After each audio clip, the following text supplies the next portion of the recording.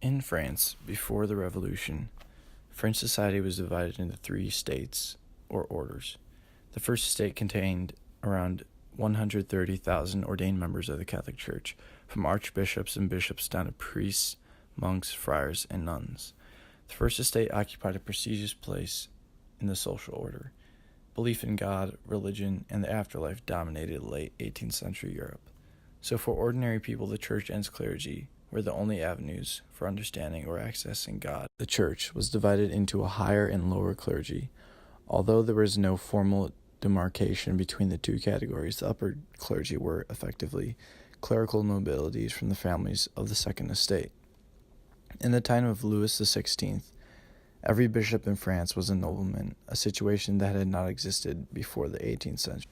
Until 1788, the Roman Catholic Church retained, especially in France, unusually broad doctrinal rights and social prestige, even by the standards prevailing in Central and Southern Europe, not to speak of what held true in the far more tolerant countries of Northern Europe, especially Prussia, Holland, and Britain.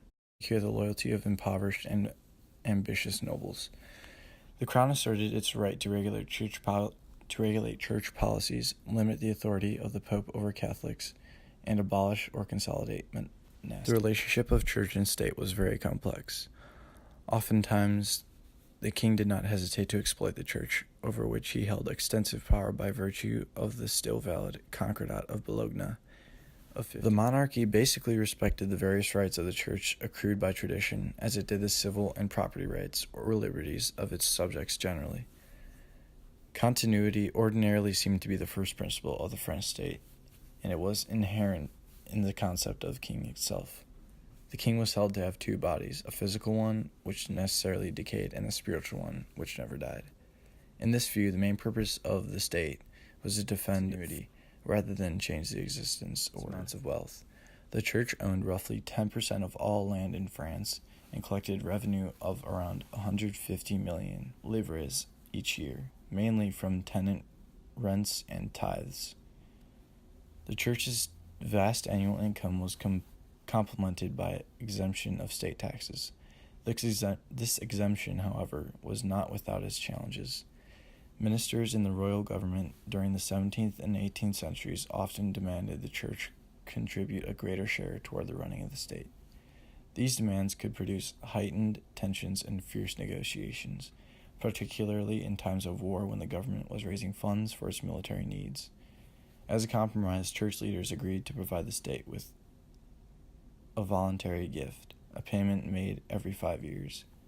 By the early 1700s, the first estate was paying a grand total of between 3 and 4 million livres, a sizable amount, but still only around 2% of the church's total revenue. The church, therefore, had an ideological stronghold over the people and was an integral part of France's social and political framework. Religion underpinned royal authority by reinforcing the king's divine right to the throne. Higher clergy, such as cardinals and archbishops, served as political advisors to the king.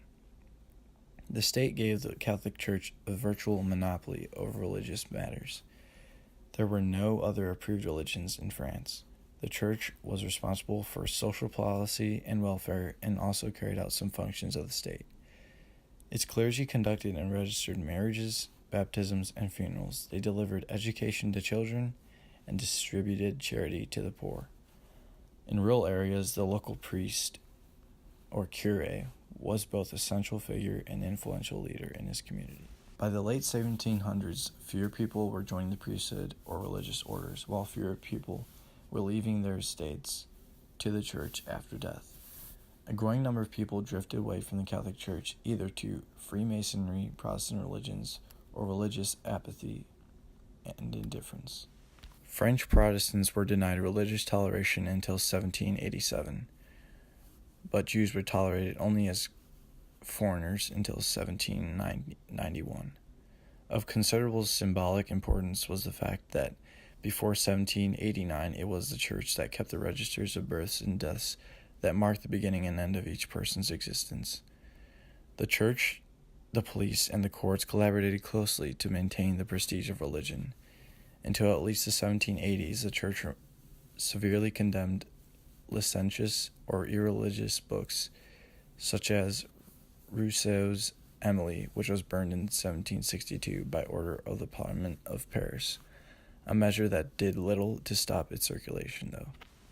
Overall, the clergy's influence upon European society was huge and sometimes overbearing. As seen in France, not only was the revolution influenced by the nobility's faults, but also the corruption within the church. The gap between classes became too large. This is not only seen through the large wealth of the church, but also seen physically by the change in dress of the clergy that changed.